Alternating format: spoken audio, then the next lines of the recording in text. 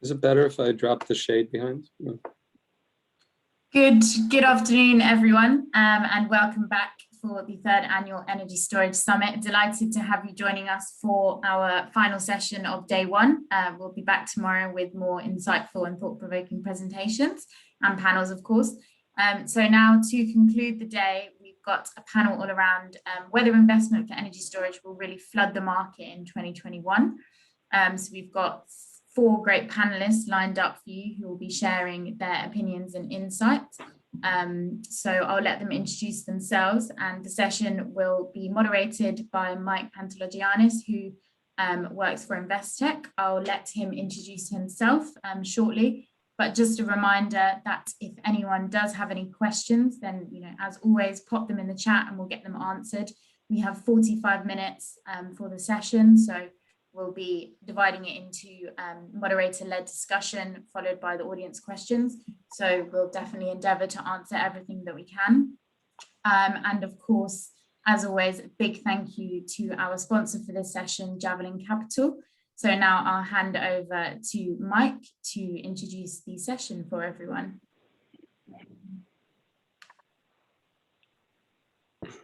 Hi, Mike. Good afternoon. Good afternoon, everyone. Thanks for taking the time, and thank you to Solar Media for inviting me to be part of this panel and to moderate it with some esteemed colleagues from the industry. I think, the title really speaks to what we're trying to address today. It's a question that people have been asking now for, in my opinion, the better part of 4 to 5 years. And, I think we're going to spend the time giving updated views to listeners. And so we appreciate you taking the time in your schedule to listen to us. And hopefully we can make it insightful and entertaining. And so with that, I want to introduce the group we have today, and I'll turn it over to each one of them to quickly introduce themselves and their firms. So in no particular order, we have Rebecca Chilton from Leyline Capital. We have Patrick Norton from Javelin Capital. We have Aaron Klein from KeyBank Capital Markets, and we have Richard Braakenburg from SUSI Partners. And so with that said, Rebecca, would you like to start with your introduction? Sure. Thanks, Mike. Rebecca Chilton, Director of Project Finance at Leyline Capital. We are a Durham, North Carolina-based but nationally operative private investment fund doing predominantly lending into early stage and mid-stage development of renewable energy projects across 6 to 7 verticals. So we are kind of a problem-solving capital source for the market. And I will throw it to Richard. Thanks, Rebecca. Thanks, Mike. Delighted to be part of the panel today with my esteemed fellow panelists. My name is Richard Braakenburg. I'm a managing director at SUSI Partners. We are a Swiss-based infrastructure fund manager. We manage about 1.5 billion euros of investor commitments across an equity and credit strategies, and very much focused across the value chain of energy transition assets, from the upstream renewable generation assets to the downstream behind the meter business models, would be they residential or C&I.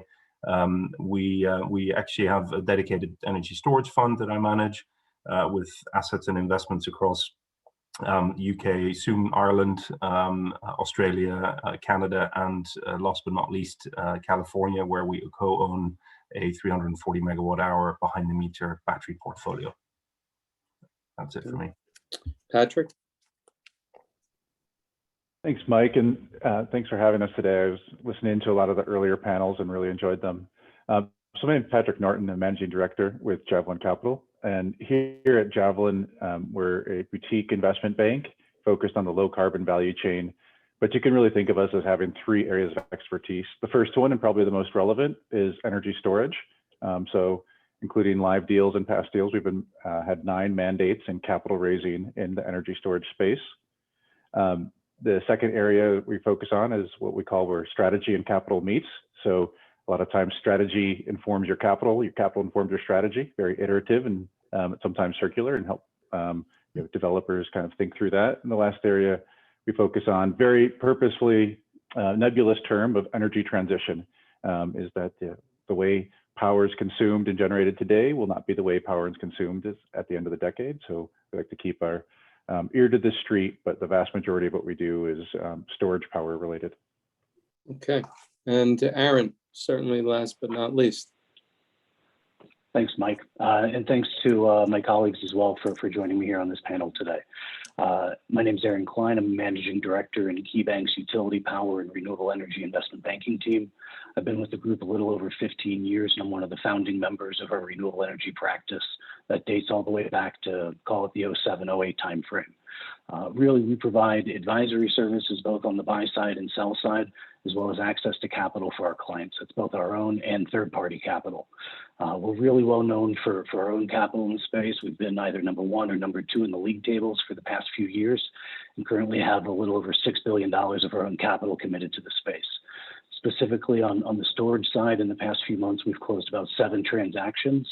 That's either standalone storage or storage coupled with PV, and currently have committed about $500 million to the storage space. Great. Okay, so with that said, why don't we kick off our discussion and focus on floodgates and what it takes to open a floodgate. You know, when we reflect on the US experience around renewable and sustainable assets, obviously the wind story and the solar story, you know, are the most prolific and successful ones.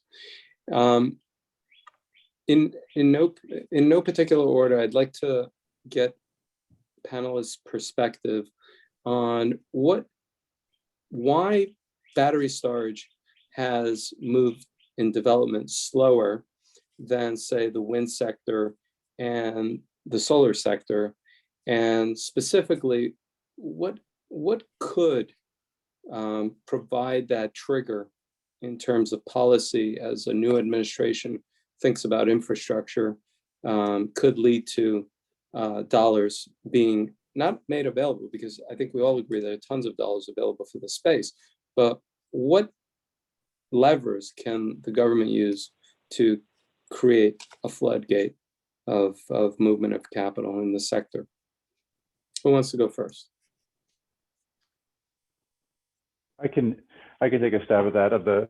Sure. The first question of, you know, what does it take for, you know, the floodgates to be open, or, you know, the other question is that you asked is, why does it seem like it's proliferating slower than wind or solar? I think to that point is, if you think about what storage is at the highest of high level compared to what something like a solar panel is. Solar panel creates electrons, transmits those electrons at a price, and it's a commodity.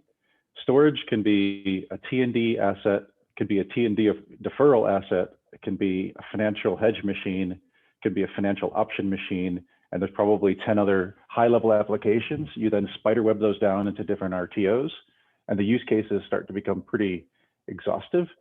And so it is complex. It is much different than solar. And when you start from that area of fundamentally different use cases, spiderwebbing down, it's just going to take more time for the markets, equity and debt, to catch up. And so if you say, what do I think is the one thing that the industry needs to open the floodgates? It's just operating end value. It's just operating history in different markets showing that this works. The capital's there. It's definitely not easy to get capital, but it's there. I do think over time it will become less and less friction, lower and lower cost. I think what I would add to what Patrick said is sort of certainly replicability of a revenue case was, you know, really driven by PURPA in many areas of the country, kind of created a baseline for understanding and underwriting solar, which helped to bring a lot more capital into the market early in the last decade. And you just don't have that sort of highly consistent, replicable revenue model with creditworthy counterparties that creates that baseline. You're sort of starting to deal with batteries already in the proliferation of use cases that Patrick mentioned, which is, you know, sort of financing likes a replicable model because it creates efficiencies in the financing that batteries just don't have yet. I think another reason why batteries have developed slower in the financing market is because the technology on some level is, the technology and the use are still evolving. So use cases, yes, but also technology evolution. It was a lot more stable in solar and wind, and thus easier to underwrite again on a replicable basis. Richard or I would agree with Patrick and Rebecca on this one.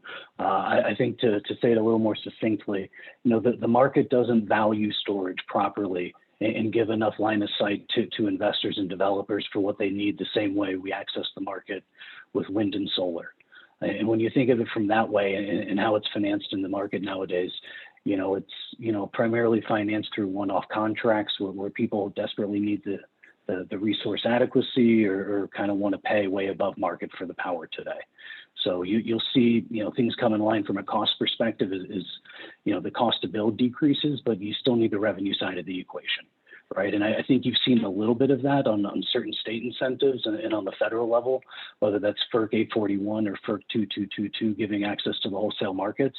But that's just the beginning. Where is the state mandates necessary to really drive long-term contracts or to talk about the resource adequacy markets, in longer term, and really understanding the depth of those markets to get the amount of generation or amount of megawatt hours you need. Just to come in on my side, if I think about looking at the market for an equity investor and dealing with the alphabet soup that is the various different state wide incentives, assessing individual projects in different states is just mind-boggling. And therefore, for us, what's key is finding the right partners who have that development expertise, who have the regulatory, crucially also nimbleness to understand what opportunities there are in different markets. And frankly, that universe of developers who haven't just been about securing land, grid, and whatever other permits, but also understand the regulatory environment. And crucially, from my perspective, is finding the alignment, and I know Patrick will vehemently agree here, is finding the partners who that interface between development, but also understanding the offtake market, right? So I'd much rather find a partner that actually knows how to put these assets into the market. They may not necessarily have everything in-house, but it's that universe is just very limited. So for an equity player like ourselves to really participate in that market, it's just that universe needs to grow. Okay, so interestingly, none of you mentioned, well, maybe the government should give some PTCs or ITCs of that type of sort to fuel this sector.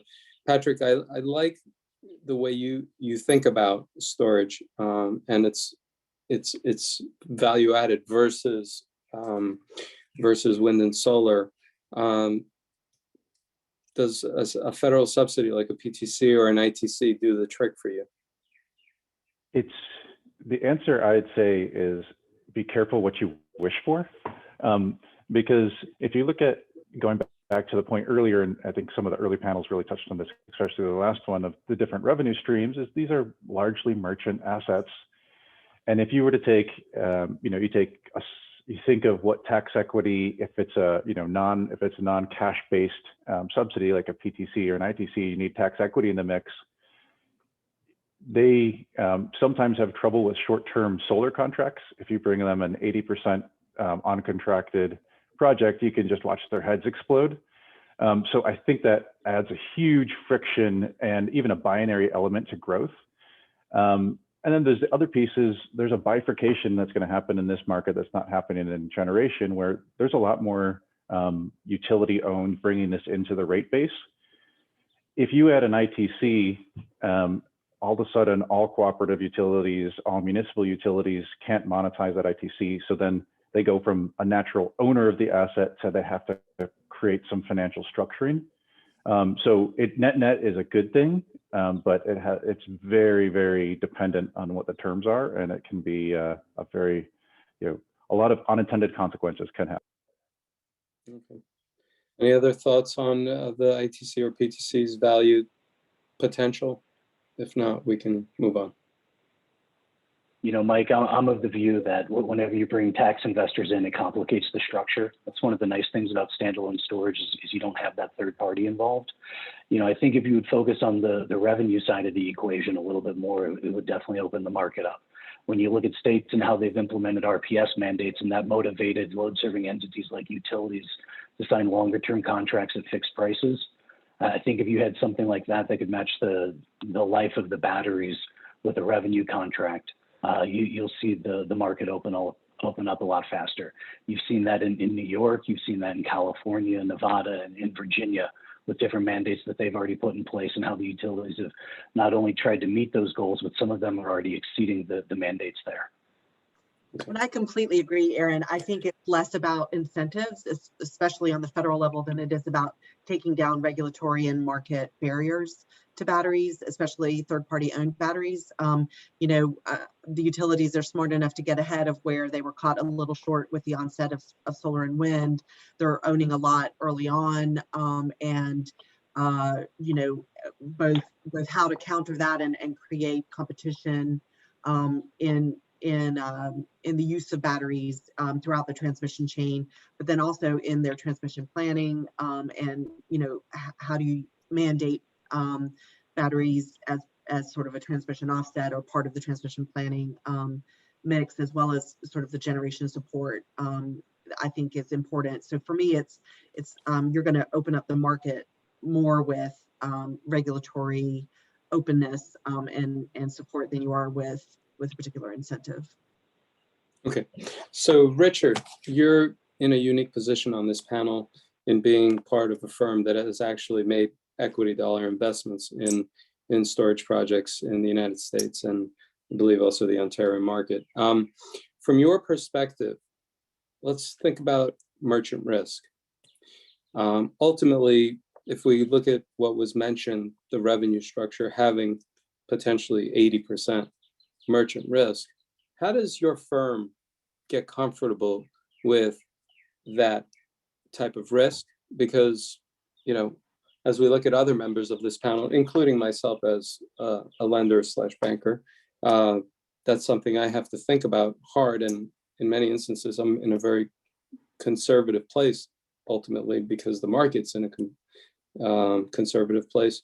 Help us understand how your firm decides to take merchant risk. So I'll draw in a few analogies internationally as well, but fundamentally for us, this is about revenue optionality, right? So it's one thing to look at merchant power risk and say ERCOT, and then it's quite a different thing to say, okay, let's, you've got an RA contract, and then on top of that, you're looking to optimize across ancillary services around the power market. And so it's about layering, and indeed on top of those there are, and we're finding this on a very regular basis, is there will be additional revenues. Now that's not what we underwrite on, but we look at where the drivers are for additional flexibility needs, and we're finding even with our Californian assets that being nimble about responding to particular RFOs for specific requirements. So having that optionality across all of the revenue streams is for us the key thing. Now, as it turns out, and I imagine, clearly where you're coming from, Mike and Aaron, on the kind of the third party kind of debt finance side, we actually tend to look at, now as it happens, the Californian project is levered, but most of our other projects that are merchant effectively where internationally, the way we get comfortable with it is by looking at the full stream, and where there's optionality, we get most comfort there, because we can take a view on downsides on various different scenarios, but it's about optionality. So we take a very different view on, say, an ERCOT versus a Californian. Okay, Rebecca and Aaron, have you in any of your storage investments taken merchant risk?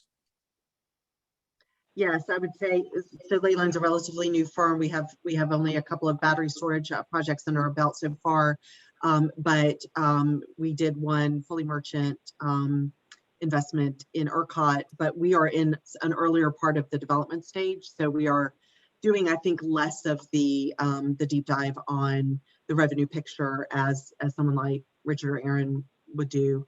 But that was fully merchant. What are some of the things the listeners on this webinar need to be mindful of as they're structuring their projects, as they think about how to get Rebecca to take merchant risk? What are the drivers to getting you comfortable? I think it's the Richard's looking at it from an equity perspective. I think certainly from our early stage development investments, we're going to be looking at optionality. We're ultimately looking at offtake, at sort of who's going to purchase the project. So we're looking at that same kind of optionality. What is the market? What are the different revenue streams that could be brought to bear? How adaptable is the system? How much capacity can it plug into to be able to to provide those multiple services? And how adaptable do we think the team is to kind of capitalizing if things are shifting on the revenue side, every 2 years, in a meaningful way? How adaptable do we feel like the team is in leading their project through those sort of still churning, and probably for the next 3 to 5 years, very much churning waters? And how adaptable are they? I think it's a lot having to do with, I would prefer to see a firm that is very focused on 1, maybe 2 markets, and really understanding how they build out that optionality with their projects than someone who's sort of opportunistic in a lot of very sort of jazzy markets, and shiny object syndrome. I think is death for a battery developer. For me, I think I'd rather have somebody who really understood the market that they're in. Aaron? Yeah, listen, we've gotten comfortable taking merchant exposure on a couple occasions. What I think is important to understand when you look at it from a vantage point like that is, any investor should not expect to get the same terms on a merchant asset as they would on, say, an asset that has a 10 or 20-year contract on it, right? I mean, at the end of the day, senior debt shouldn't be, taking a view out that far on those markets and that revenue stack. So I would tell you, look at it more like, a widget manufacturer or somebody in another industry where, they sell merchant all day long, and up to what I would argue, a lot less liquid markets than what we're dealing with here today with power, right? Okay. And it's what that's going to lead to is you're going to need to have better capitalized developers with a larger equity check behind it, instead of a solar project that's used to, call it 10%. So in terms of cost of capital, right, yield premium wise, for you to take the amount of merchant risk compared to a fully investment grade cookie cutter type of project, which is fully contracted, what type of yield premium, Aaron and Rebecca, do you want on your debt versus the alternative of something that's high grade quality and very predictable revenue? I mean, I think yield on capital is one way to look at it, but you also need to look at the amount of leverage that you're going to put on, right? There's a few different levers you can pull there. But depending on the size, diversification of the revenue, the portfolio, and the amount of leverage, anywhere from 100 to, call it maybe 200 basis points. Okay. Rebecca, you want to comment? I would say that's fair. Maybe in our stage of the development cycle, probably more. I would say 300 to 400 basis points is going to, and that's all malleable depending on partially contracted or other incentives that might be brought to bear. We do, I think, in our part of the value chain, look at give a little bit more weight to incentives in the mix, but probably we're going to be looking for a little bit more yield off of a merchant just because of the risk we're taking. And Richard, Mike, just coming in from a slightly different angle to the question of what gets us comfortable on a merchant project on the equity side. What we will, much more so than a bog standard renewable project, we will look for full alignment with whomever optimizes the battery. In other words, and I was alluding to it earlier, the holy grail is finding someone who actually has the projects and also understands the optimization. Now that's a rare beast, but to the extent you need to find an optimizer then you're going to look to align their economics fully on any upside, right? And so we're very, and that's very different in solar or wind land. And those are also few and far between. Someone who says, well, I'll only get paid if we hit this type of revenue. That's also for a lot of people a tough ask. But that's also how we get comfortable looking at these projects and ensuring that we're fully aligned with everyone in the value chain. Patrick, I'm going to get back to you. I'm going to get to you next because I'm trying to set this up because you're the investment banker on this. I want to hear from the capital first and then come back to you. So Richard, what type of yield premium do you want to make an investment? You could sit and have a slugfest trying to get a wind asset and a solar asset at 6 to 8% levered, okay, after tax. What kind of premium do you want on a solar asset? Because at the end of the day, you have LPs to satisfy in terms of returns. Right. So what and frankly, it's interesting. You're alluding to levered returns. Now, clearly, as projects get bigger, we'll need the help of Aaron and Caroline and everyone else. But we tend to first and foremost look at the unlevered returns and see how we get our heads around that. And we basically need to be, in the kind of unlevered territory in the high single digits to the, low teens kind of territory, because fundamentally, and then it clearly depends on where there is some RA revenue or where there is some other form of contracted revenue. Often we find that the premium on the levered returns, by effectively paying away that downside protection for the equity as well, is not always, we're not quite there yet, right? So we tend to actually prefer where we can make it work with the equity check, prefer the unlevered exposure and have that cushion as our downside protection, right? Mm-hmm.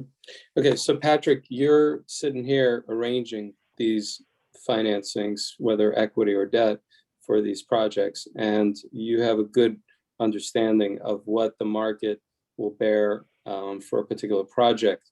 Is what you're hearing from the panelists corroborating with what the market is telling you on the various assignments that you have completed at your firm? Yes, and that I think it does. And I think from where we sit in the middle of the transaction is, I get the question that's being asked very frequently, and I can give an answer, but I think it's a pretty incomplete answer. So we all come from the lens of wind and then from the solar world, where it's such a mature market, so efficient. If you know somebody's levered cost of capital, you can see what's their premium over LIBOR. On the debt side, you can back into your head, what does that mean for development fee? It's very efficient.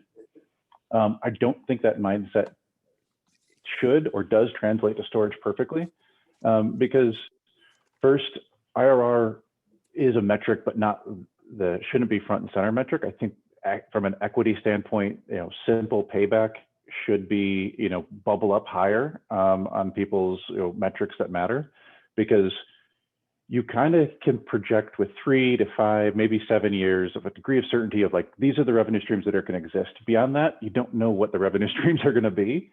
So capital recovery should be pretty high on the list. And then the second piece is, this is merchant risk from day one. And so you can say, would an 8% cost of capital work here? And I'd say, sure, if your merchant assumptions, are X. If you have really bearish assumptions, then you say, yeah, then your IRR can squeeze like a balloon. And so how you view, whether you're seller, buyer, investor, market revenue and revenue strategy is way more important than what your kind of cost of capital is, because that will determine value, orders of magnitude more. And so while I get the question and I get people are probably frustrated that I'm not answering, I don't think an answer would be appropriate. Okay, fair enough. Let's talk about Texas. Let's talk about ERCOT. Let's talk about, everything we've read about and heard about. And without getting technical and very intricate to lose our listeners. And by the way, we have questions starting to flow in, so we should get to that since we're about 30 minutes in. But quickly, did the ERCOT ice storm impact your appetite to make investments in battery storage? Rebecca. I would say no, only to reinforce. I think where Leyline has particular expertise is in sort of being in the churn, being in the evolving landscape, and trying to understand things as we go. This is that I think did not show a new, but more brought to the surface the evolving use of batteries and the evolving importance of batteries in all parts of the grid, in reformation of the grid, and not just in sort of like a sale of service kind of sort of more project oriented. It's really a bigger picture that we are all now going to be grappling with in a much more real way as climate change and other events continue to happen. For us, it reinforced to get to know batteries now, even if you can't sort of like, even if it's a little bit of a whack-a-mole in terms of exactly what the picture is that you're going to ultimately be looking at, and get and stay very close to batteries as the larger questions begin to get answered, because I think then you're going to have the sweet spot of a replicable model, but it's still, in my view, I still think that's a couple of years out. Okay, Richard, what's ERCOT done? Has it scared you away?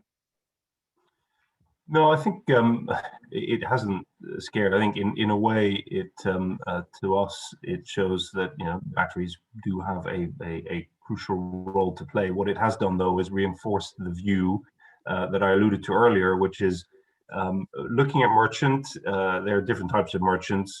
For a market like ERCOT, I think we would be more comfortable looking at a distributed portfolio of assets, smaller at various different parts of the different nodes, as opposed to necessarily in a market like that going large on a particular node. So that's the only kind of, it's just reinforced our belief that where you're looking at only a single kind of power-based revenue stream, then you're better off spreading your bet, so to speak, versus a market where, like California, where there's more revenue optionality, where we might be more comfortable looking at much bigger assets. So it hasn't changed our view. We're long storage, so this, if nothing else, I think shows that storage has a role to play in different ways. Okay, Aaron, you guys have been prolific in U.S. renewable investments and arranging of financings throughout the ERCOT market around solar and wind. And I don't know if you've done storage, but what's KeyBank's appetite for ERCOT risk in today after the ice storm, and what are you seeing? How are some of your competitors reacting to the ice storm and their appetite to invest in the ERCOT market? Sure. So listen, I think the first important thing is we made an active choice not to invest in the hedges that had been financed in the ERCOT market. So when the winter storm came and hit, proved out our thesis a lot faster than expected. Because most of those hedges were in place and you had to buy replacement power if your asset wasn't working, right? A lot less were unit contingent specific hedges. From a merchant standpoint, if you were able to charge a battery, I think you definitely made hay during the winter storm. As far as we view it, I think it's going to be opportunistically going forward. And kind of what Richard said, we're long on storage overall. And I think taking the distributed approach in the current market is probably a lot easier. But what I think it also points out is when you look at Texas, which is really a power-only market, kind of goes back to what we said earlier. You need to value these assets and the benefits they provide properly. And there is no capacity market in Texas today for resource adequacy, and to that extent also the generators weren't being properly compensated to weatherize their equipment, right? And I think those need to be looked at as well. Otherwise you're going to be in the same boat where it's going to be based on a cost to build strategy for new generation to ultimately come in and fix the problem there. Okay. Patrick, as you're raising capital for your clients, developers probably more specifically, how is the audience reacting to an ERCOT opportunity? Do you have one right now that you're trying to raise money for, or are you hearing through the scuttlebutt of knowing where the market is that people are running for the hills and don't want to know about ERCOT? Where do things stand right now as you look at it as an investment banker raising money? Yeah, so actually, as of last Wednesday, St. Patrick's Day, we had a big closing of all ERCOT, all merchant assets. So the market's still there. Can you clarify what you mean by a closing of all ERCOT? What do you mean by that? Yeah, a financing, an equity financing commitment. Right. So the money's still there. It hasn't run for the hills. I think you think about this as an event. It was really strange because storage, but also generators more broadly, is the pain and benefit have been so disproportionately spread. Honestly, I don't think the market really hasn't seen something that disparate before. And then you think about two competing forces. One is there's probably going to be less coal retirements, and there's going to be a brief pause in solar and ERCOT, both of which kind of harm volatility, which is good for storage. The flip side is there's probably going to be some mechanism. We won't say the word capacity because I don't like that word in ERCOT, capacity markets, but there's going to be some mechanism to make it either more resilient, boost the reserve margins. So I do think net, it's a good thing for storage. Nobody can say with definitive nature, this is what it's going to look like. And this is how you're going to make money in storage and ERCOT going forward. But I think people directionally believe that, of all the markets in the US, regulatory risk and stroke of the pen risk is almost always the lowest in ERCOT.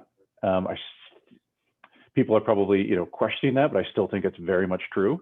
And I do think that if anything, this net puts more in the favor of storage and ERCOT long term, even if it's 3 to 6 months of uncertainty. So the messaging that's coming from all of you capital providers / bankers is we're not scared of ERCOT, assuming your projects are properly structured and taken into account. And there should be dollars available for your projects in ERCOT. Is that an accurate takeaway? With a few caveats, Mike, in terms of finding the aligned partners, right? So if it's a single project, then I personally and as a firm would be, it's not that we'd struggle, but finding the right aligned partners, both in terms of the developers, the optimizers / off-takers, and indeed, depending, and since you mentioned ERCOT, depending on the nature of how concentrated the asset is. Again, we take a view that in that particular market, you're better off looking at a distributed portfolio, but fundamentally, with those caveats, I would have thought, yeah, there should be appetite. Anybody else want to comment? Aaron, are you ready to syndicate a $500 million battery deal in ERCOT? Single asset? I think that's going to be more difficult, yeah. Mike.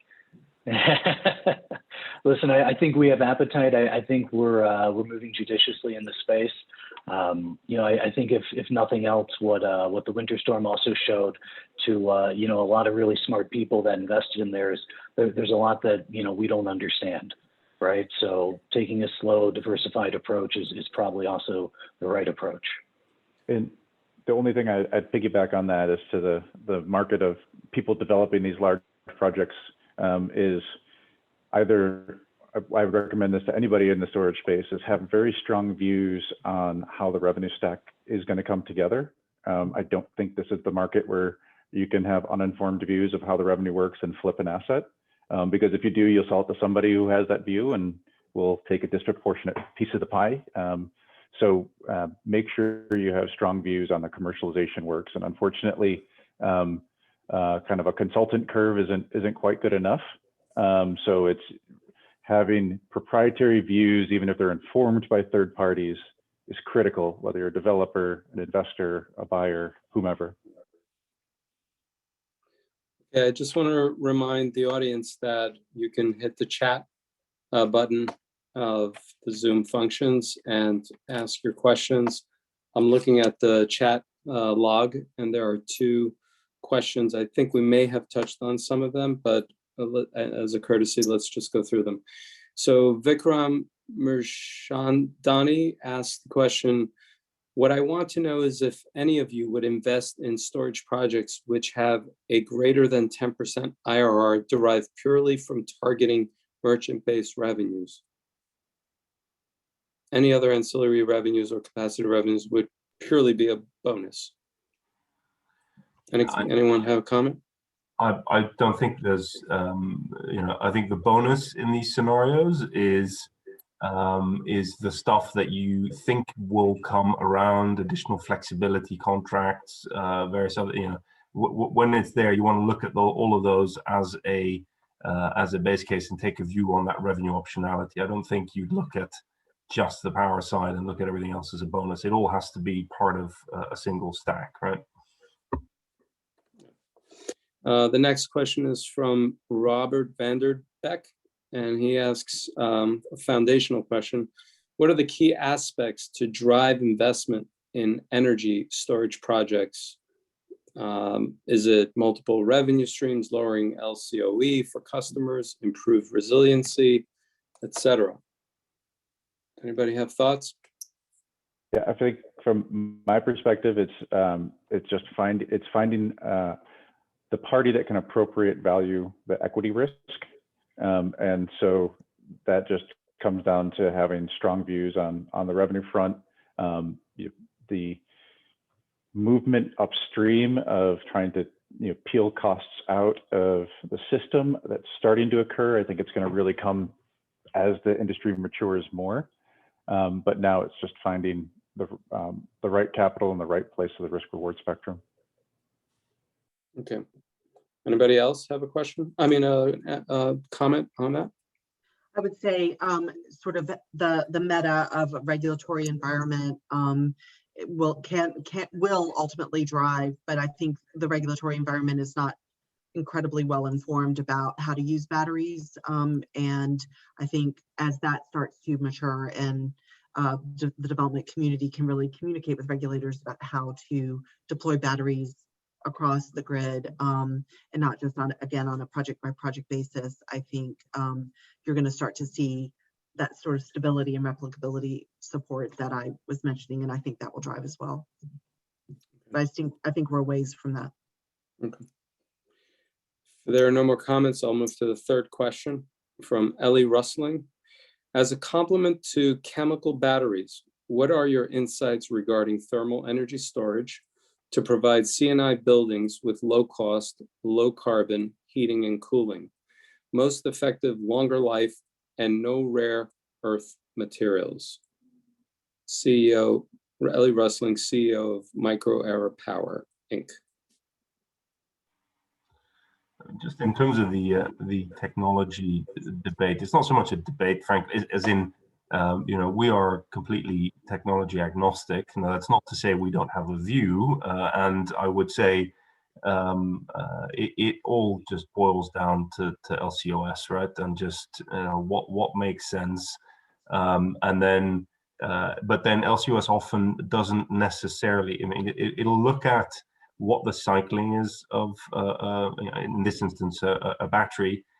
But the key thing when we assess technology options is also, its robustness to the earlier point on, different use cases that Rebecca mentioned. If you're going to get a battery that can do half to a cycle a day, and you're expecting to do merchant power trading with that, well then that's going to be tricky, right? So I don't have a particular view on thermal energy storage, but we'll look at whatever is the best tool for the job. Others? Oh, another question just came up. Anybody else have comments on that before we get to the next question? I think it does us all favors to not be too myopically focused on lithium-based chemistries, but I will say that usually the winner, at least the near-term winner, is based on the supply chain. I think we can all agree solar PV isn't the best technology in a vacuum. Solar technology, PV technology is used because it had the biggest supply chain. and then it's self-perpetuated. I think the same is for lithium. I would say that probably holds true through mid-decade, and then it starts to expand out a bit. And then the other piece to always think about is risk stacking. So if you have a project that has a new merchant revenue stream, a new use case, and a new technology, that's kind of right in a unicycle on the hull of a boat. So if you can kind of eliminate one or two of those and have just one risk, that's much easier for investors to make the leap of faith. If you have to make 2 or 3 leaps of faith, it gets either more difficult or more expensive. Okay. All right, last question, unless there are more after this, from Edith Hancock. What adaptations do the panelists think need to happen to the grid to open up the possibility for more storage deployment and increase the attractiveness of investment in those projects? So what adaptations are needed, do you think, for the grid to open up the possibility of more storage deployment?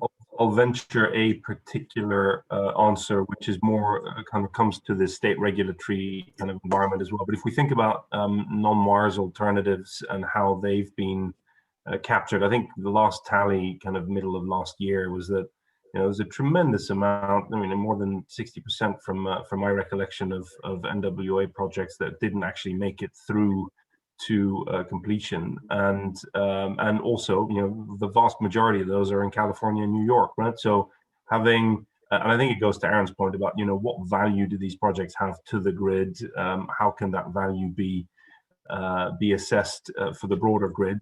I would in order to see I don't know if it's an adaptation, but I think it would be a helpful complement to see more NWA alternatives in other states, and really honing in on what value they can bring to the resilience of a grid, right?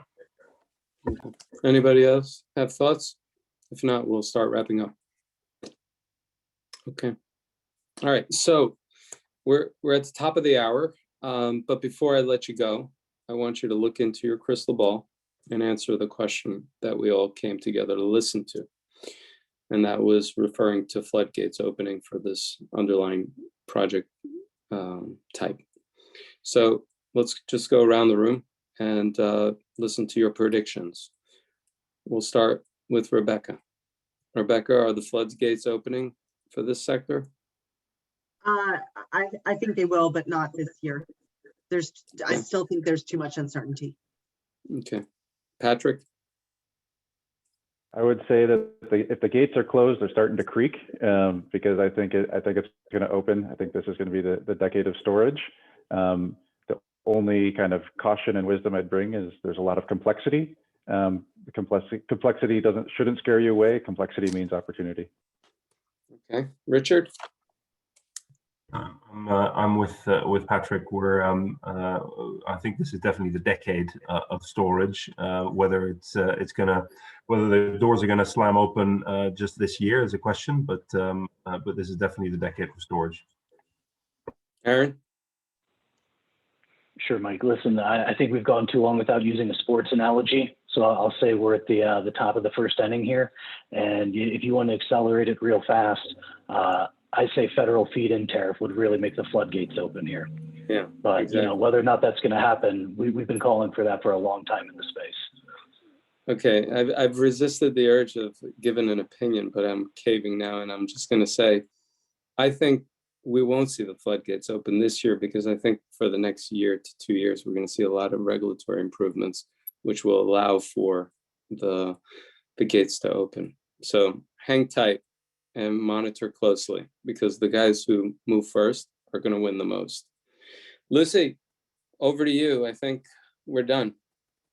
Great, thanks, Mike. Yeah, just to say, I liked the ending of the session. I particularly liked Patrick's analogy that if the floodgates are closed, they're starting to creak.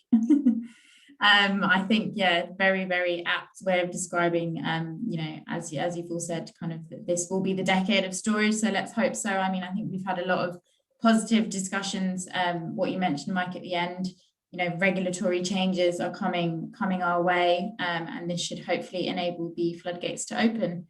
in more ways than one. So yeah, I think we'll leave it there for the moment. And I just want to say thank you very, very much to Mike for leading the discussion, and to Aaron, Richard, Patrick and Rebecca for your insight and for your comments, and of course to everybody for their questions. So we'll be back tomorrow starting again at 12 p.m. EST and 9 a.m. PST. So we'll be covering more I guess technology evolution focused sessions tomorrow. So we've got some sessions around safety, another session around long duration, and a couple of other presentations as well. So I look forward to seeing everybody again, and thank you everybody. Have a good evening. Thank you. Thank you very much. Thanks everyone. Bye-bye. Bye-bye. Thanks, Bye-bye. Mike. Bye-bye.